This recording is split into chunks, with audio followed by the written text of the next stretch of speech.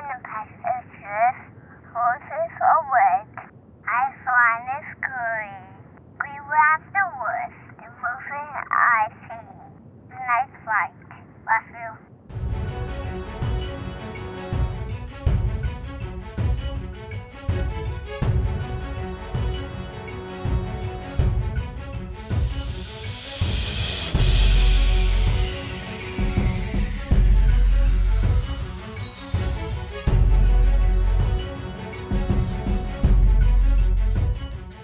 Hello and welcome to Piloting the Pilots, a podcast where two ambivalent TV viewers watch television pilots and let you know which shows soar to the highest heights of small screen or crash and burn.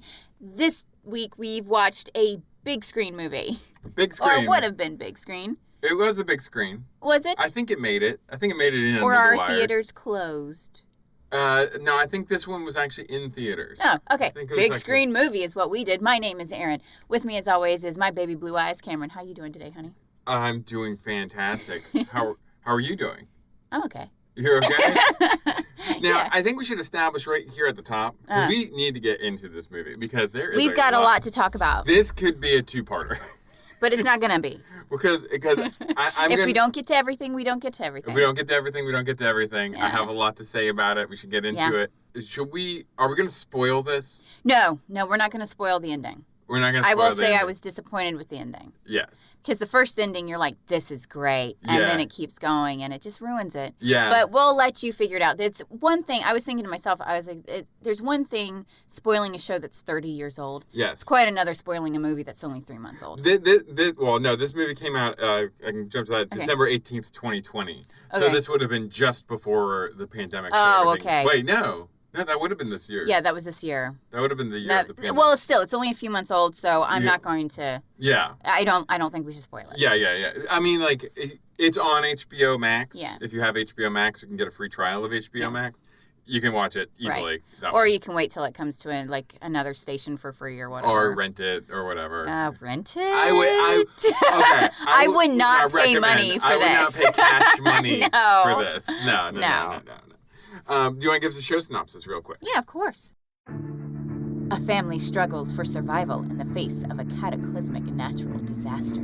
Yeah, I guess. Yeah. Is it natural? Is a comet hitting the planet? Well, we're going to Is that have to talk natural? about our alien theory. Oh my God, that there was a big bummer for us when we realized this wasn't aliens. I was deeply upset. This movie stars Gerard Butler as John Garrity. He was in The Phantom of the Opera and Gods of Egypt. Yeah. We have Wasn't he also in that other shitty Greek movie? 300. Oh, right. He was Yeah, in yeah, 300, yeah. yes, and it is also Yes. We have Morena Baccarin. Mhm. Baccarin? Sure. Okay, I always one thought of it was those Baccarin, things. I think Baccarin. but maybe it's not. I could be wrong. Oh, we're- I- 90% of the my time we're wrong. heartfelt apology to her if I am mispronouncing it. I'm sure she's She is- used to it. She is Allison Garrity. She was in the Deadpool movies and in Gotham. Mm-hmm. We have Roger Dale Floyd as Nathan Garrity. He was in Doctor Sleep, and which is pretty good. Mm-hmm. It was a sequel to The Shining. I don't know if you knew that. It's got Ewan McGregor in it. Yeah, might have to watch it. We have it, so you can watch it. And he's also in Stargirl. We have Scott Glenn. I just added him because he was next on the list on IMDb. He plays Dale. And That's their dad. That's her dad. Oh, right. Yeah, 'cause he's in Silence of the Lambs. Yeah, and I said, he gonna die. He gonna die. This was released December 18th, 2020. The number one song was All I Want for Christmas Is You by Mariah Carey. And I can't believe that can still be a number one song even though it's been out for 30 years. Am I right? Is this when this was released? Did I not do this? Because it says the number one movie was Monster Hunter, so this was released and wasn't even the number one movie. Monster Hunter beat this? Wait, isn't that the one with Mila Jovovich? Mila Jovovich. I've got to watch that. Yeah, I think it's on a streaming channel. I don't know if we have it, though. I got to figure it out. I love Mila Jovovich. Yes. We want to give you your predictions for Greenland. Of course. These are my expectations. Our hero will defy all odds and save those he loves while loads of others will die in a massive earthquake that spawns volcanoes, which then spawn storms and flooding and looters. Ooh, looters. They're definitely looters. There's always looters. There's looters. Always looters. Got the good looters and the bad looters. Now, I didn't know it was a comment. I thought it was an earthquake. Yeah, you had no idea what we were getting into. I had no idea what we were getting into. I said, a terrible thing is going to happen and all life on Earth. Oh, a terrible thing. Wow. Really pinpointed that, honey. And all life on Earth will perish unless Gerard Butler punches it in the nuts. Which he does, and he saves everyone except for Dale. Dale doesn't have a last name, and he's screwed. Yours sounds way better than the movie. Wow, that movie. Wow. Okay, are we doing facts first? Maybe we should do facts first before we start talking about this. Yes, I think you're correct on that. Mm-hmm. So, okay. Well, one thing I should say about this movie is very, very little of it actually takes place in Greenland. Yeah, I don't know why it's called Greenland. And I felt like, I mean, I'm sure someone could tell me where. I feel like I've done facts on mass extinction level events before, so I didn't want to, rehash whatever I've already done. Yeah, this is another mass extinction level event. Yes, it goes comet hitting the Earth. So, a malevolent. So I instead did some research on the mysterious nation of Greenland. Okay, even though it's not really about Greenland. Yeah, well, it was once potentially our 51st state. Until people stopped Trump from buying Greenland. You know what? I might have supported that. The only thing he could have done. Only thing he could have done. Because it was just balls crazy enough. That I would be like, sure, why not? Okay. Okay, I'm down with this. Yeah, no, we can't get DC or Puerto Rico, but sure, Greenland. Sure. Why not? I don't mind that. So I got some of the mythology of Greenland. I like some balls crazy ideas. Sometimes they're interesting. Not trying to distract you Change from it all up my a notch. corruption. I know, right? He's a magician. Look over here. So anyway, I got some mythology from Greenland. Okay. It's very boring mythology. Oh, no. Look at that face. Okay. I wish you guys could have seen that face. Well, the first person I have to talk about is Sedna, who is the goddess of sea and marine life in Inuit cosmology. Okay. She was the daughter of Anguta, who, being dissatisfied with the suitors her father brought before her, married a dog. Oh, wow. Those must have been the worst dudes ever for you to be like, you know what? I prefer this damn dog. this douche with his Pop's collar and his Monster Energy drinks. I'm not marrying him. I'm marrying Fido. And wow, easy on the cologne. His Axe effect. This ended up pissing off her father. Gee, really? That he hauled her out onto a kayak and drowned her. And threw her out to sea. Okay. But as she was being hurled out, the dog comes out and saves her. She Legolas grabs onto the side of the kayak. Okay. And she's gripping on there. Wow. And so he saws off her fingers one by one. What? Yes. Wow. Okay. Eventually, it's like a Tweety bird. She's down to her pinky finger holding on. Oh my God. And he cut off her last pinky and she plunges into the abyss. Oh my God. And the killer whales eat her. Because she's bleeding profusely. No. This is pre-killer whales. Oh. You see, her fingers become the marine life. They become the seals and the whales. Oh, wow. And she goes down. She's miraculous. Into the abyss. And she's a little angry. A little. Not gonna lie. Having your dad try to kill you might do that to you. But she also helped people because the seals and the whales and the walruses of her fingers became the things that the people ate. Yeah. But basically, and there's lots of variations on her story, but they all pretty much agree. Her father threw her into the water, cut off her fingers became the sea life. Oh my God. She's also said to be married to a sculpin, not just the dog, but a sculpin, which is a kind of fish. So she's really into animals. Really into animals. Okay. She is the goddess of hunters and a bit of a fickle goddess. When you're going fishing, you would throw offerings to her in the sea. Like fingers? Maybe. Fish hooks, kind of stuff that she would need. And then she would get upset if the balance of life got weird. She would neglect her hygiene and let her hair become long and tangled, which would capture all the sea creatures, which are her fingers. And that would bring about a famine. Unless a shaman went out into the ocean and combed her hair to placate her. Okay, what is her hair in the ocean? What is it? I don't know. Is it actual hair? Seaweed? Is it seaweed? I don't know. No one really explained that to me. And I've read her story in multiple places, and I don't really know, does the shaman just go underwater and go like, I did it! Like, when is he combing out? I don't really know. Okay. To this day, children in Greenland will go to the ocean, and they will shout out in Greenlandish. What does he speak in Greenland? Greenlandish. Mother of the sea, show your wrath at the ocean. Yeah, right? Wow. I don't think you should egg this woman on. She's nuts. And then they would go as close to the ocean as possible, and then when the waves would come in, they run away. Because it's like her trying to grab them. Okay, and it seems to be a lot in, like, Greenland folklore of, like, taunting the deities. Wow. In recent years, she's become a symbol against global warming and pollution because if that she's balance, of the sea and the balance, and that balance gets upset, so she's still respected. Also, at the same time, we have the Northern Lights, which you see in Greenland. But if you're ever in Greenland and you see the Northern Lights, there's one thing you should not do. Try to lick them. Don't lick them. Okay. And I know you don't like being told what not to do. But what you don't want to do is whistle at the Northern Lights. I'm going to whistle at the Northern Lights. You are 1,000%. You will actually maybe get yelled at by Greenlanders. What? If you do that, because they believe that the Northern Lights were the spirits of their ancestors and the spirits of stillborn babies dancing in the sky. What? Which is pretty dark. And it's said that if you whistle, you're actually drawing them closer to you. So you're inviting ghosts. Yeah, you're inviting these spirits to you. And if they get too close, they will snatch off your head and play soccer with it.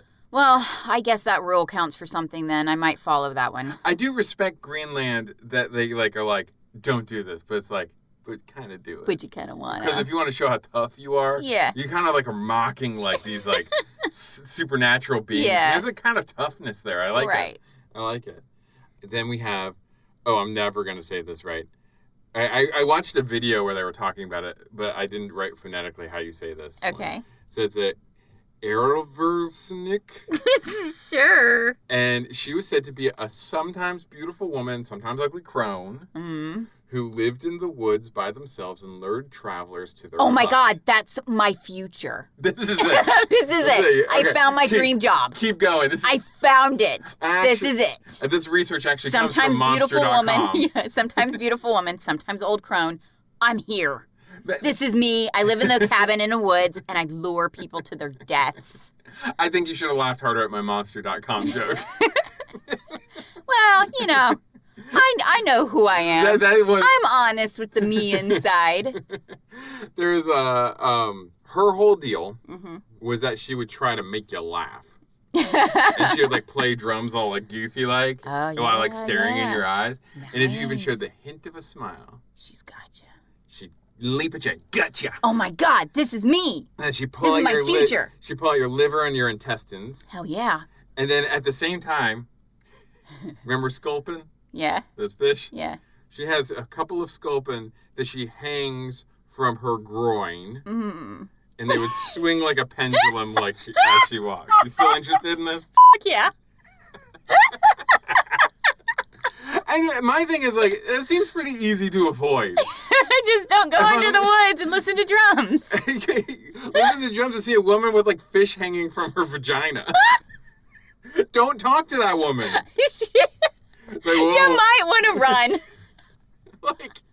Even if she's not a witch, just don't go near that person. Your survival depends on it. Wait, I want to check this out. Let me get a closer look. Perfect. This seems dangerous, but we're the type of people who yell at ocean goddesses. There's a fish hanging out of her vagina. Let's get a closer look. And once she gutted you, she'll put your intestines in a large dish, and which she could call to Makes them into sausages. Well, how do you can survive this scenario? How do you survive it? What do? You roll your guts back inside and run. Pretty close. You have to eat your own intestines before she has a chance to fry them up. And if you can do that, you can get away. Wow. Okay. So you better be hungry. Interesting. What's that one form of torture where they remove your guts by twirling them up on the spit kind of thing? What is this? What is that called? I keep seeing it in my head. I'm just seeing evisceration in my head, but I don't No, think that's the they official. pull out your guts and they can roll it up while you're still alive. Like saltwater taffy? Like saltwater taffy, yeah. And they keep rolling out your guts, and it's a form of torture, and you stay alive, actually. Yeah. You can live for a little bit. Depending on what they're doing, but I forget what it's called. I don't know. But that's if all I'm anyone seeing. knows, let us know. But that's all I'm seeing every time I think of this. And then you just put it in the other side, and you just shove it down your you esophagus. shove it down. It's like a cycle. Okay, then we got the machine with cogs.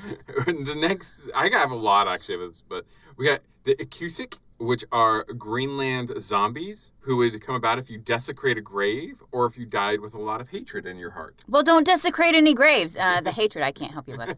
If you did so, there was a chance you'd come back as one. And basically, you would crawl after people. You would have no forearms. You just have like up to your elbows, and they crawl really fast at you, which I think is a very unnerving sight. And these are actually supposed to attack at night, and they're used today to like warn people like there's certain areas you shouldn't go in at night. Okay. So, or otherwise these like armless zombies will crawl after you and get you. We should go in there. Mm-hmm. We should totally go to Greenland. Okay.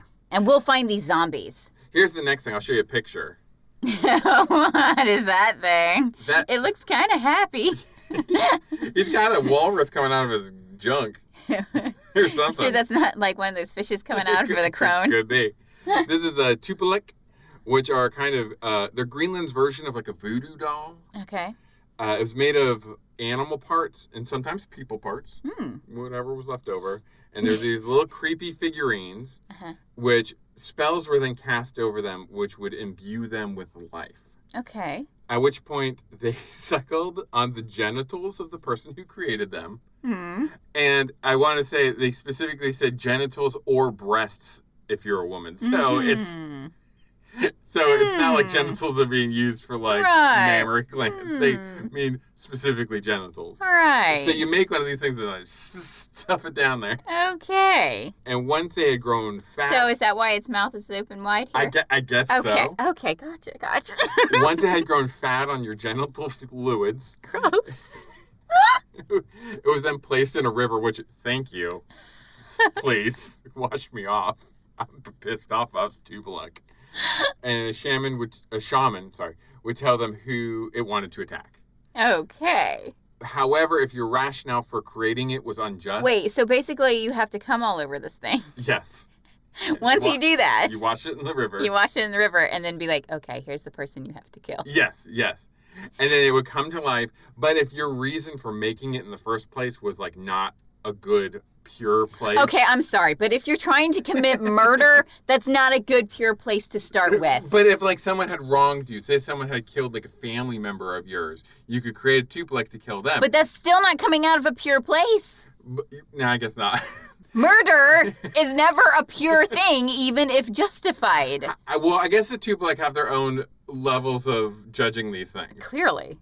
But if they figured that you were unjust, it could be turned against the maker and it would kill you. And I'm not doing this then. And in the modern-ish era, when people started to come to Greenland again after like whalers and stuff, when they started showing up there, Tupelek figurines were thought of as really trendy and cool. Okay. And that's what started like Greenland's like first foray into like trade with the rest of the world, was these little weird figures. Yeah, I want one. Yeah, they're pretty cool though, right? Yeah, they're creepy.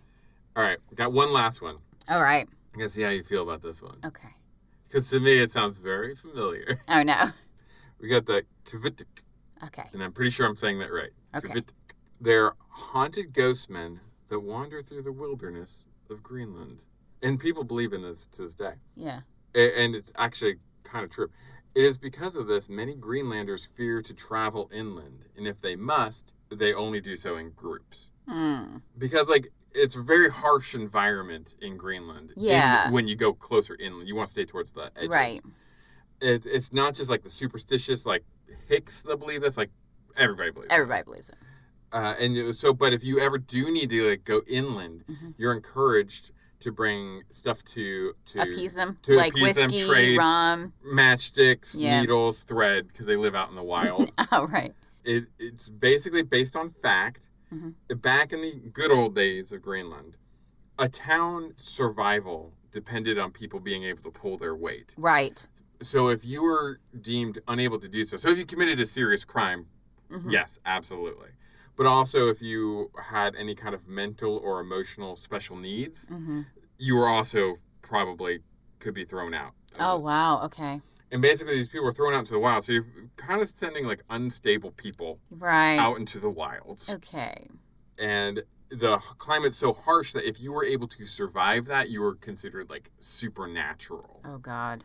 So if you ever had to go inland and you saw these people who are very hungry and very, very aggressive, you could be attacked. Yeah. So basically, the reason why I like this one is it's very Wendigo-esque to me. Yeah, this is terrifying. I was actually, like, not cool with this, honey. I was not cool with that. Should we go back to Tupac, the little genital creatures? I was not cool with that one.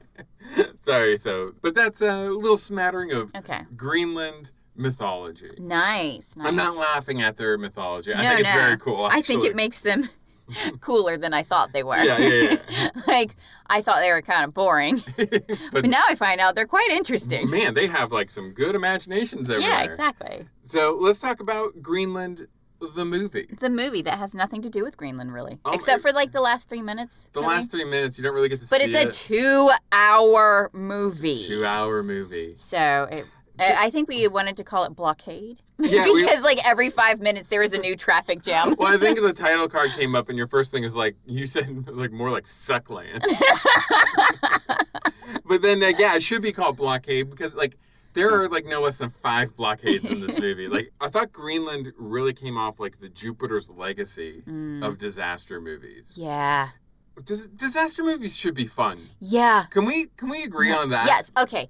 The gold standard of disaster movies is, and this is fact. Yes, this is fact. Dante's Peak. Okay. This is not an opinion. This is fact. I thought you were going to say The Day After Tomorrow. Well, okay, that comes a close second. That's a silver standard. That's a silver standard. Gold standard is Dante's Peak, and I compare every disaster movie to that one. Yeah. This one, I'm sorry to say, it just fell short. Yeah. And I think it's because of all of the tinting that they used in it. You had so much magenta tinting and orange tinting that I was like, I can't get behind this. This doesn't feel real to me. It doesn't feel well.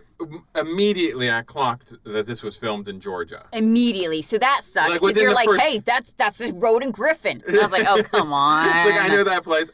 I'm like judging their route out of town. I'm like, wait, why they should take the perimeter around. Exactly. Yeah, they got to their first blockade and you're like, I know a workaround. Well, I'm like, why are they coming through I-20? Yeah. Like, that's so dumb. Don't go through downtown, go around. And even then you can get, there's workarounds. There's workarounds. You should know the routes. But it was all, like you said, it was all blue tinted and it was just like, magenta tinted. To show that kind of the family strife that seems to come hand in hand with disaster movies. Yeah. Why do all disaster movies have to show some kind of like family dysfunction or estrangement? Why is that like a metaphor for disaster movies? Because then eventually you have to come together at the end in order to survive. Because it's like at the end of the world. Yeah. It's like the end of your personal world and then the end of the greater of the literal world. Yeah. But it's like every single one has that. It's so weird. Like I really that noticed it this is time. The standard trope. Yeah, it's like every time if you're going to write a disaster movie, somebody did something terrible. This time it was Gerard Butler cheated on his wife, which you don't find out until 3/4 of the movie. We will talk about this later. I've got some issues here that needs to be discussed with that. But yeah, you always have to have like somewhat of a sick kid. Always. It doesn't matter what they have. They have to be sick at some point. You have to have an estranged parent who you have to go save. Yes. Who doesn't want to leave their cabin. Yeah. Or whatever. Yeah. Dante's Peak. Gold standard. Or Deep Impact had that same situation where like, and it was so fun. Can we talk about that part? Yeah, really quick? Let's talk about that part. Okay, so they're both trying to get to, through a series of events that have been separated. They do not take good care of this child. Oh my God, they are the worst parents. They neglect, like even they after. They have the dumbest ideas of how to take care of their kid. And like even after like terrible things happen, this child is kidnapped at one point. Yeah. And they do not have this child glued to their hip at all times after. They're like, yeah, you just go ahead. Dude, the first comment comes down. I can swear to you, those boys are going to be wrapped around me with duct tape. Yeah, you are not to leave my sight. Ever. But they're both trying to get, in separate fashions, they're trying to get to Knoxville to get to whatever the wife's name is. What's her name? I don't know. Honora's dad. Honora from Firefly. Yeah. They're trying to get to Honora's dad in Firefly. And they're like, we got to get to Canada because we're going to go to Canada to get to Greenland. Yeah. It's a whole thing. It's a thing. It's a whole thing. And at one point, the dad, Honora's dad is in the wood shop. Yeah. And Gerard Butler comes in and he's like, they have a whole conversation about his infidelity. Yeah. And then he's like, you should come with us, Dad. And then you and I both, at the same time, was like, I think I was like, I can't because my wife died here. Yeah. And you were like, you're like, Mary lived here. I can't leave it. And then the wife's name was fucking Mary, and that's exactly what's happening. Yeah, he goes, Mary went to heaven here. I'm not leaving. We both died. That's a level of predictability that's beyond. Not only did we catch the situation, you got the exact name of the character they were going to use for that situation. That's crazy. That's the level of predictability. That's where we're going with this. Yeah. And like I was saying about Jupiter's Legacy, it's like, it's kind of like this movie was set up like, what if it really happened? Yeah. Well, so it's sucking a lot of the fun out of the disaster movie. Yeah. But it's also like Jupiter's Legacy, and it's not very good either. Right, exactly. Like, it bothered me that our main threat is a sky threat. You know, it's coming from outer space. And I was like, it's been 45 minutes, and not one character has looked at the sky yet. Yeah. Like, and then finally, that's why I clocked the time, because that's when someone does finally look at the sky and go, oh my God, look at all these freaking meteors coming down from the sky. I'm like, your eyes would be glued to... What kind of disaster movie does not have you focused on the disaster? Yeah, exactly. It didn't make any kind of sense to me. And there's so many other things that didn't make sense. Like, the news reporters are still reporting after a global level extinction. People are still doing their jobs. Right up into the end. Like, and I understood the military. At one point, the military is like, or one person in the military is like, 99% of us are not going, we're here as volunteers. Yeah. And I'm like, okay, that's... So you left your families behind to make sure these rich-ass white people are getting to safety? Oh, you. I thought this was like a real illustration of the chronic loneliness of America. Of how many people are like able to just like, I don't have anybody. Because there's doctors there and everything, and it's like, you all must be completely lonely, have no family whatsoever. Because in a crisis like this, you can bet I don't give a shit about my work. Oh yeah. You can bet I've already found bunkers for us. Yes. Like there's no way I'm out running and about. I mean, you would be the bad guy in a movie like this. Yes.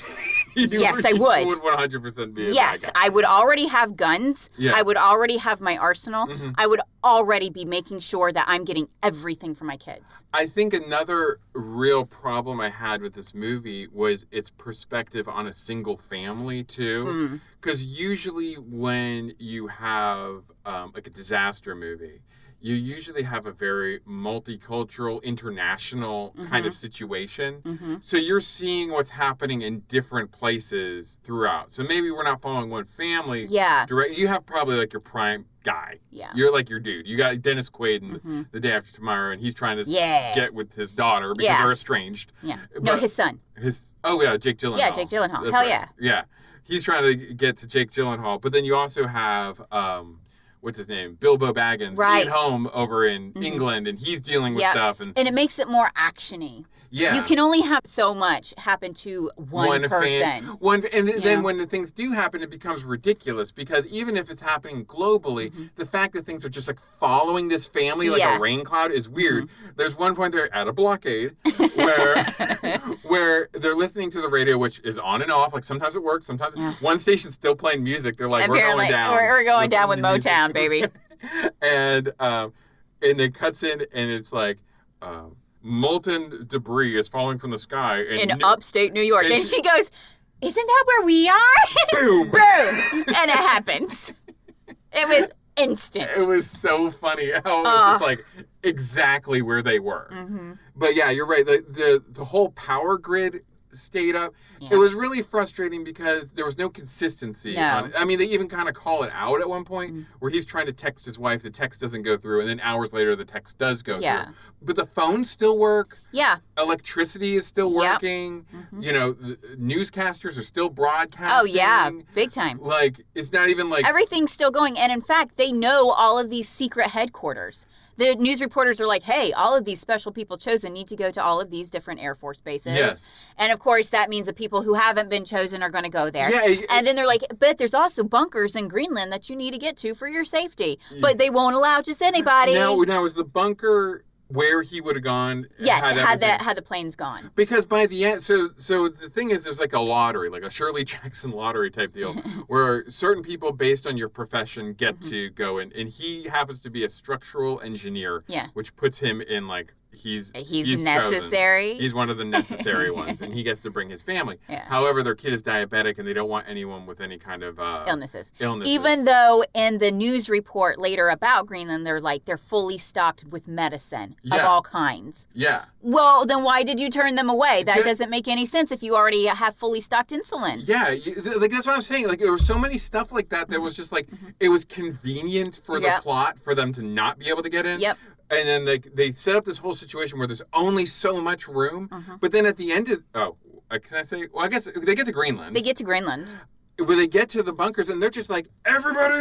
Yeah, I know. And it's not people who have special jobs. It's just people who have the wherewithal to get to Greenland. To get there. And they're just like, get on it! And I'm like... I thought the whole point of having a lottery is there's like a finite amount of space and supplies. Yes. Doesn't matter at the end. Doesn't matter at the end. They're just Doesn't like, matter. everybody in. I can't say what happens. Yeah. But, so that was really weird. It was really frustrating to be like, okay, what's the point? Because it didn't make any kind of sense. Well, and then there's the whole situation. Okay, so what happens is they travel poorly from North Atlanta across I-20 to the 85-75 south so they can go to Warner Robins. So... I still think it's a bad choice, but that's them. They get stuck in traffic. I wouldn't have. That's all I'm saying. Yeah, you would have gotten us there in record time. So they get down to Warner Robins, and they get flagged because she blabs that her son... needs insulin. And it's not on any records Well, or anything. what pisses me off, too, is they leave their son's insulin medicine in the car. Yeah.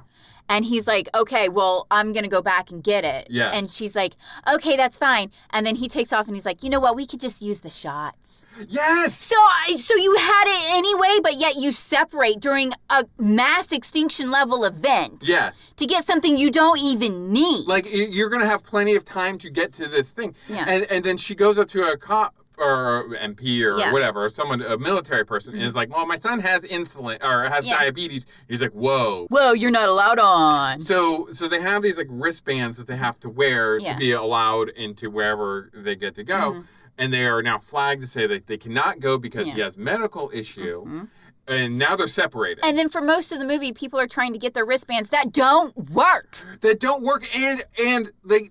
Like so Gerard Butler, Honora and Gerard Butler are like clinging to these bands like we need them, and it's like give it to them. Who cares? Who cares? You're not getting anywhere. Gerard Butler literally kills somebody over a wristband that doesn't work. That's already been flagged that this will not work. It will not work. It will not work for him. Will not work. It will not work for someone who's pretending to be him. And then these other people kidnap her son for wristbands that don't work. And guess what happens? They get caught. And they get caught because that kid is flagged. You're not allowed in. And Honora tells them that. Yeah. She's like, it's not even going to work. And you're like, well, it doesn't matter. And I'm like, I understand the desperation. Right. But I'd be like, here, take my fucking band then. Yeah. If I were Gerard Butler, because Gerard Butler, at this point, we know he's not leaving without his family. Yeah.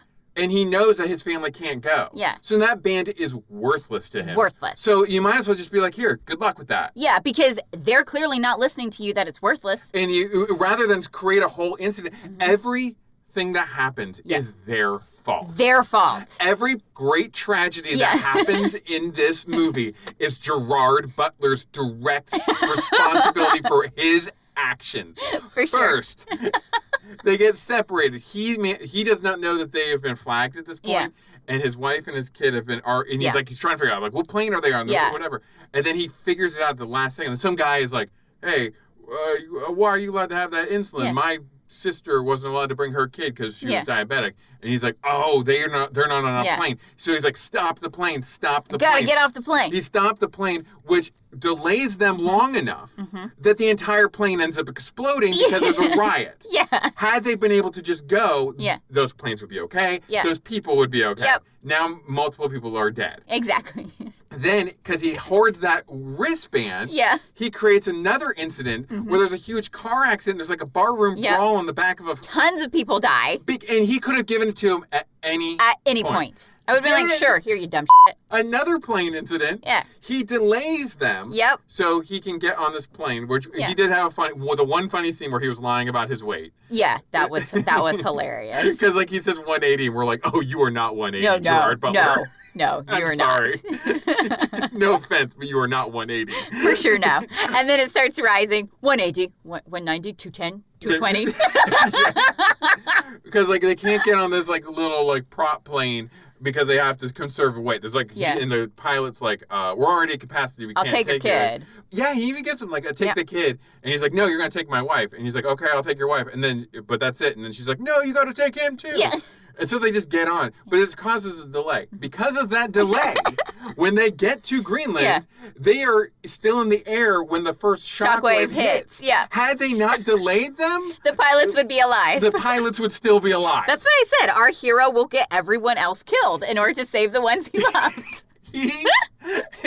And then he like has the nerve, he has the gall after that to be like, I'm the leader of this expedition. I know. You go, well, who made you leader? I'm like, you just murdered those. That guy would be alive if it wasn't for you. You specifically, sir. It was great stuff. It was great stuff. Florida took a lot of beating. I noticed a lot of craters on liberal states. Well, for sure. Only the upper middle class white people were chosen. Oh, yeah. So. Well, and they do make a comment at that one point, too. Yeah, it did seem weirdly, again, racist with who was being picked to go on this thing. And I did say at one point the blue tinting that was throughout the movie. I'm like, we live in Georgia. It's not blue here. I promise you. It's not blue. I was like, this whole thing is filmed like an antidepressant commercial. Like he's going to take like some pill and everything's going to get bright and sunny. Yeah, exactly. Oh, and then we should really talk about, because you and I jog. Yes. Okay, okay. Let me give my health history here, guys. I'm in good shape, like really good shape, and I only have one working lung. Yeah. There's only so far I can get while jogging before I die from lack of oxygen. Right. This woman apparently trains to jog miles a day. And she tells him like, I just got done with my 5-mile jog. Yeah. Blah, blah, blah. And she's like, totally fine. I would be like, oh my God, I'm going to die. I can't breathe. But anyway, so she's fine with that. But then when they kick her out of the car in order to kidnap her son, she just stands there looking around. Me, with my one lung, would have been running would run until I fucking die trying to get my kids back. There were so many times when she needed to be in a place faster. And she was like walking. And she was walking. Why did you establish Chekov's treadmill at the beginning of the movie if she's not going to be running? She's a long distance endurance runner. Like there's a moment at the end where they're all running away and they're like dragging their child. And I'm like, pick up that child and fucking sprint. Yeah, I would have already broken my kids' arms dragging them so fucking fast. I'm like, we have established that you are a runner. Yep. Why aren't you running ever? Exactly. Oh, and we have to do a little psychological test with you. Oh no. So at the beginning of the movie, they're having a barbecue. Yeah. I'm like, what hell is this? Yeah. What holy hell are we living in? And while they're having the barbecue, that's when he gets a text, and also on his TV. Yeah, that doesn't make any kind of sense. I mean, maybe, are we not set up for that? Do I need to be set up for that? No, we don't need to be set up for that. Roku comes on presidential. So they're there with all their neighbors, and like big screen on the screen, it says, "You have been selected from the lottery to live." Yeah. And all the neighbors are like, "Whoa." Yeah. What about us? Right. Like, why you? Why? And they all run home to see if they got their messages. But he also got it on his cell phone. They're like, it would have come on our cell phone. Yeah. So they're like, you're only allowed one bag, some peanut butter sandwiches, and you got to go. So they're driving out of their thing. And this woman, their neighbor, comes up and she's like, take my daughter. Please just take my daughter. And you and I had a bit of a moment here. Because you were like... Unfortunately, my villainy has rubbed off on you. This is not a good thing. What are you talking about? I said take the girl. No, you did not. You were the one who were saying drive. You were like, drive, Gerard Butler. Run him over. You have to run them over. And I said, take the little girl. And you're like, yeah, but they won't let the little girl in because she doesn't have a band. A thing. So you would just be taking the little girl from the mother. At least the mother would have peace of mind that her daughter might be okay. She won't be. The little girl will not be okay. That little girl will be left with a bunch of strangers in the middle of nowhere at the end of her life. She would be much better off dying with her mother, with someone she loves and trusts, than just be left in the middle of a military prison. She's not going to a military. The female will take them in. There's a whole FEMA tent. There's a female that will take them in, is there? FEMA. Oh, FEMA. I just said female. What? I don't and by the way, FEMA was not even set up until an hour into the movie. So you don't know FEMA would have taken that little girl. I would have brought the little girl with the hope of with the hope of like, hey, we got this little girl. No, they're going to be separated. This would have just caused tears for everybody. Let us know. Would you leave the little girl, or would you take the little girl hoping that you could convince someone? Be practical here. You don't want to separate a kid from their parent.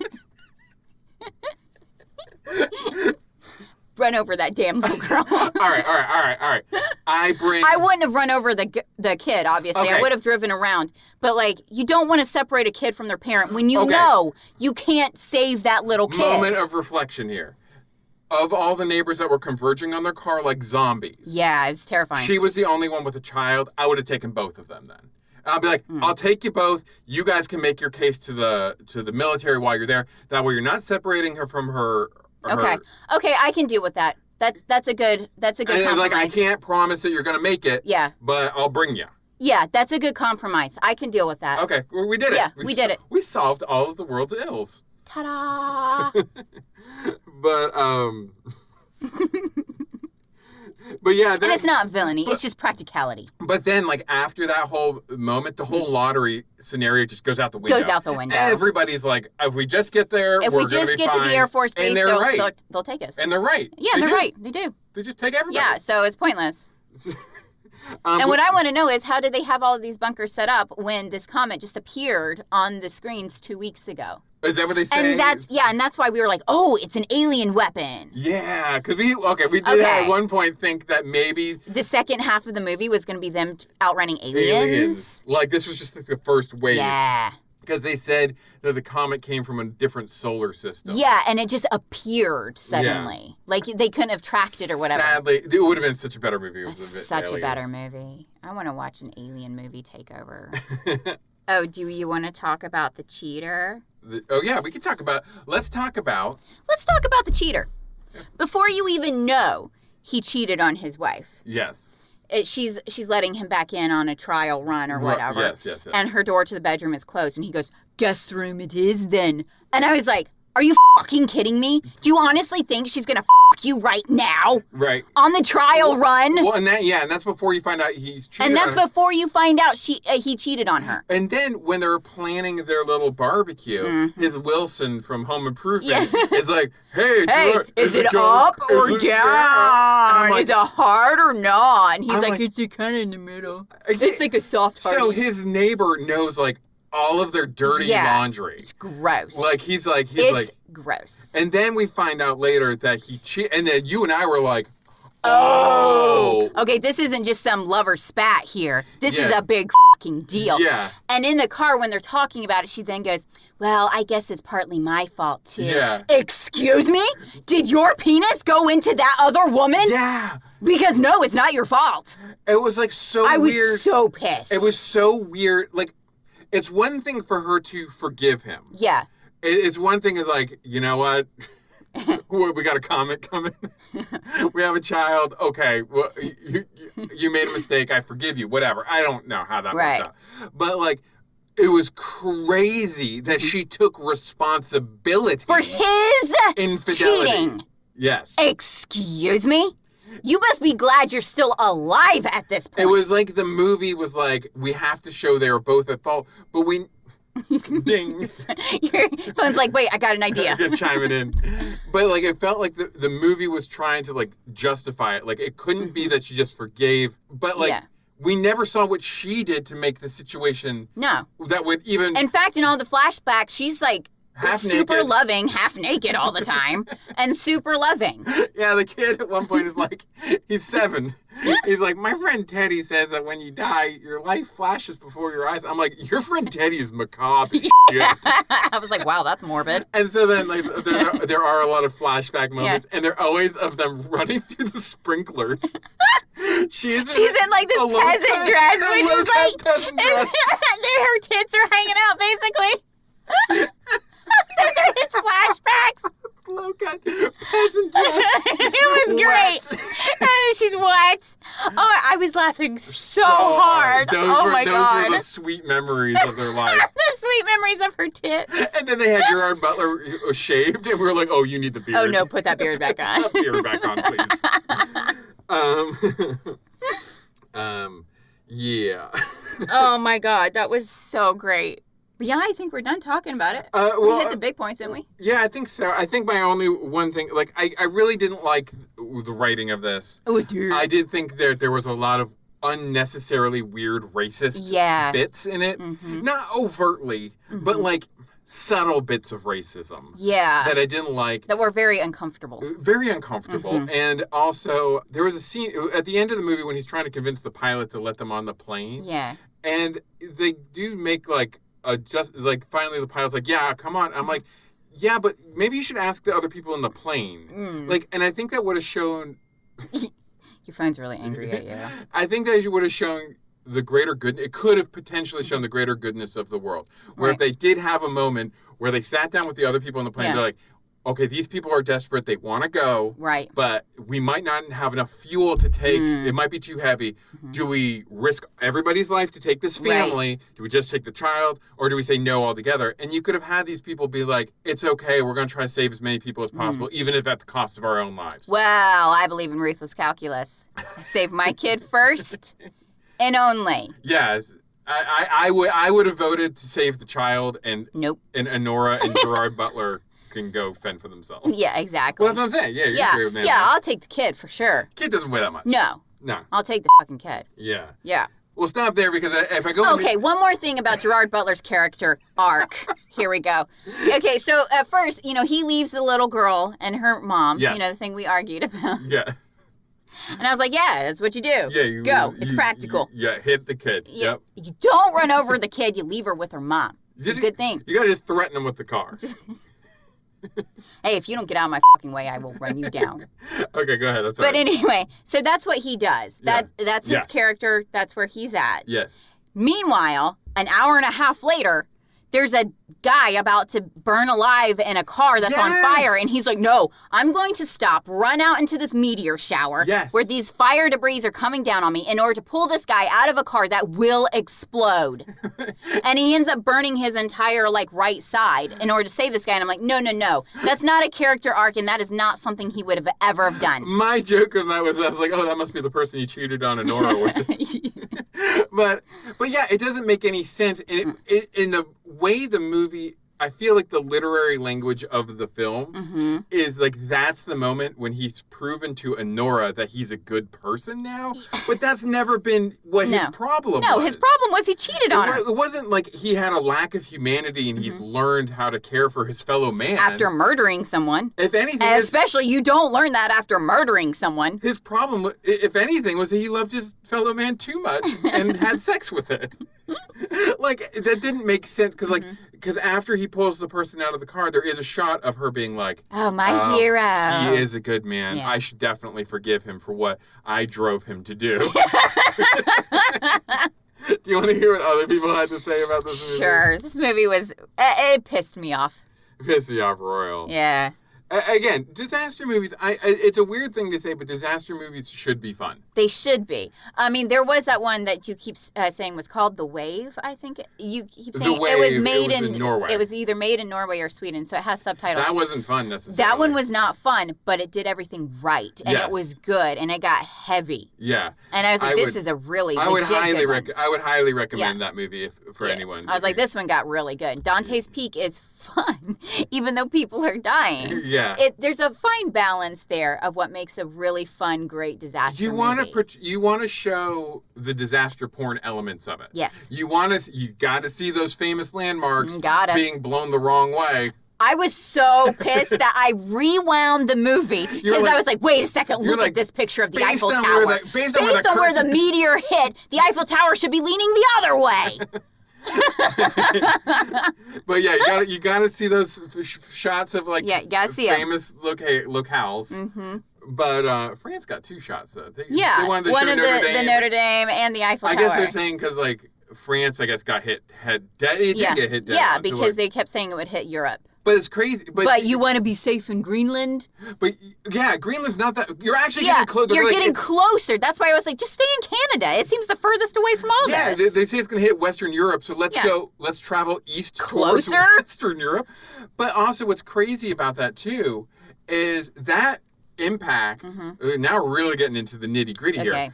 That impact was supposed to be Clark, which was the name of the comic. That was after Arthur C. Clarke. It's true. This is according to the trivia. Okay. But that was supposed to be the extinction level comet. Yeah. But the impact crater's not that big. It's not. Whereas Florida has a huge fucking hole in it. Yeah. California is gone. Yeah, exactly. Like, but the Eiffel Tower still stands. Yeah. Even though the crater hit right beside it. Like 3 miles away. Yeah. And Notre Dame is like, has one of its like turrets or whatever those things are called. It's you want to be able to recognize anything. If Florida has a hole in it. Florida has a hole in it. So like, France should be gone. Yeah, gone. Like, it just shouldn't be anything there. No. Anyway, here we go. This first one's from Huang Pao. He says he is 68 years old, and this is the worst movie I've ever seen in my life. Wow.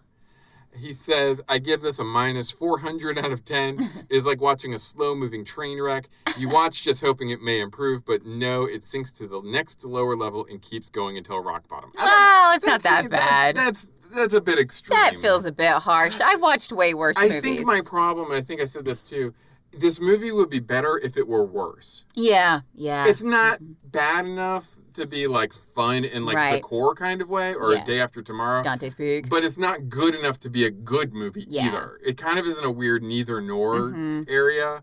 I mean, we're laughing about it and there are ridiculous things about it, but overall I think it's almost too boring for a disaster movie. Yeah, it's too boring.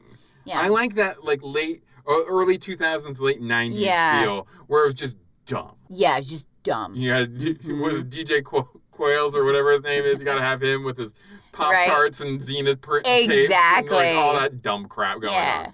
All right, this person, Kamel, says it needs structure. Dear Hollywood execs and gatekeepers, I know you're bored of structure and get anxious when you read online comments. Oh, I'm sure Hollywood is really anxious. Oh, I'm sure they give a rat's ass what you think. Or someone put me on blast on Twitter. We better change our model. Where people say they hate structure and grew tired of it. I'm here to say that after watching this movie, please stop abandoning the structure. As seen by Tenet, we don't need a full-on hero's journey with beat the cat structure, which I think they mean save the cat structure. Yeah. You don't beat the cat. No, why would you beat a cat? No dog has ever died in any movie. You don't kill the animals. The whole point of save the cat is that you're showing your hero do something good. Yeah. So you follow them. So you don't want to follow a hero that's like, oh, let's beat this cat to death. I love my wife and kids. Boof! Kicks the cat. How does that work?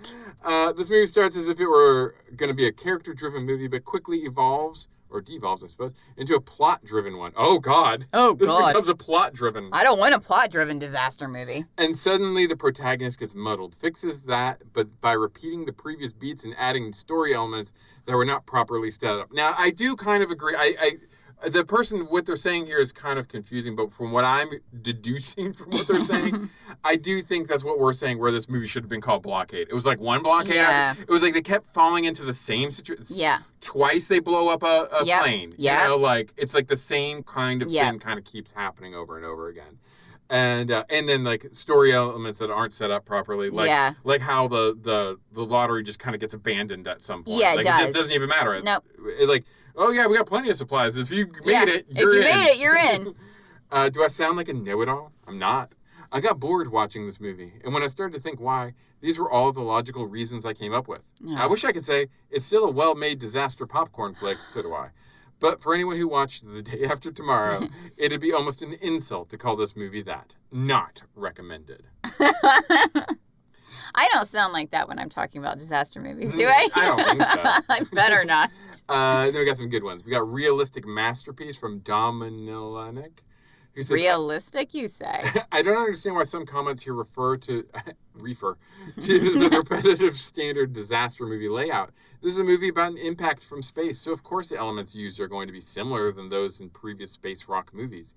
It's like making another Jaws movie and complaining about sharks being in it. This one was done, however, with few but very efficient and convincing effects. I seldomly consider a film good enough to merit a 10, but this one is outstanding. What? 2 hours of solid entertainment done on the fraction of the budget of many other disaster movies. Absolutely brilliant. What? I don't think it's brilliant. I don't think No. so. No. I'm going to disagree with that. But yeah, I think ultimately, does it deserve a sequel? Yeah, to kill the rest of the people. Yeah. I did think it would be hell. Like, I like, there was a part where like... Well, there was one point where we were like, this is almost exactly like Fallout 4. Yes. Where you're chosen to be in the bunkers when the bombs come down. See, that would have been but more fun. They end up like experimenting on you. Yeah. You know, and then when you finally do come out, it's post-apocalyptic and it's, it's creepy as hell. I think that would be more fun, but it's obviously not the movie they were making. I mean, they did have people having like a bacchanalian party on top of a roof celebrating the end of the world. Oh, yeah. And I was like, that would not be me. That would be hell. Oh, my God. A party? Yeah. No, yeah, thank no you. fucking thank you. No, thank you. No, thank you. But, I mean, ultimately, I don't think the movie was good enough to be good or bad enough to be good. Mm-hmm. It was just kind of okay. I guess it was fine. I mean, there's some... It was fine. I was a little bit disappointed, but it's fine. Yeah. And I really wish the ending would have stopped at that one spot. Yeah. Because had it stopped at that one spot, I would have been like, this movie's amazing. Can we blow it? I mean... No, we can't blow it. Because I do want to talk about that, but... It's too new to blow that ending. Okay. Too new. Okay. Too new. Too new. But anyway, Piloting the Pilots releases each Tuesday and can be found on iTunes, SoundCloud, Stitcher, or wherever else fine podcasts can be found. As always, you can contact us with any questions or rebuttals on Twitter @PilotPilots or email us, pilotingthepilots@gmail.com. We would love to hear from you. Next week, we will be watching... Hold on, I think I'm delaying this. Actually, now that I think of it, because Loki is coming out. Oh, we're watching that. I think we should watch Loki. So we were going to do Castlevania, but I think we're going to do Loki. Yeah. And then we can do Castlevania. And actually, I had a request from someone that maybe we should do a whole anime month. Okay. I don't know. I don't really know enough about anime to know where to go. Well, with we'll just pick what's on Crunchyroll. Yeah. Okay. Whatever they're advertising for that week. I mean, it doesn't matter, right? Because we're going with every TV show ever made. So every TV show ever made. So I don't really know much about anime, so we might as well. We might get into some weird stuff. Who knows? Maybe that's what we need. Maybe we can find some hidden gems. That's the point, right? That's the whole point of this podcast. Is to find a good pilot. Is find something good. And Oh, speaking of good pilots... That pilot that they got in Greenland was a damn good pilot. He was the Wedge Antilles of this film. He was a damn good pilot. We're not going to not do this podcast and not have a Star Wars reference. Exactly. Anakin. What? What? What? What was that? Who said that? But anyway, but in the meantime, I mean, like, do I recommend people to watch Greenland? I guess if you have nothing better to watch. Yeah. And, don't run out, but it's free. Don't buy it. Don't buy it. Don't pay for it. Don't rent it. No. Wait, you can be patient. Yeah. Like, if you don't have HBO, just wait till it's on something else, like Netflix or I'm sure Amazon. it will be soon. They all flip-flop around anyway. Exactly. So, or if you can get a free trial to HBO. Yeah. There's other things on HBO you can watch. It's worth it for a week, I guess. Yeah, I guess so. So, the Friends reunion. Ugh, no thank you. No thank you. But anyway, in the meantime, that's what we're going to do. And next week, we'll be back with Loki. Mm-hmm. So, fun times. All right. Love you. Love you. Bye. Bye.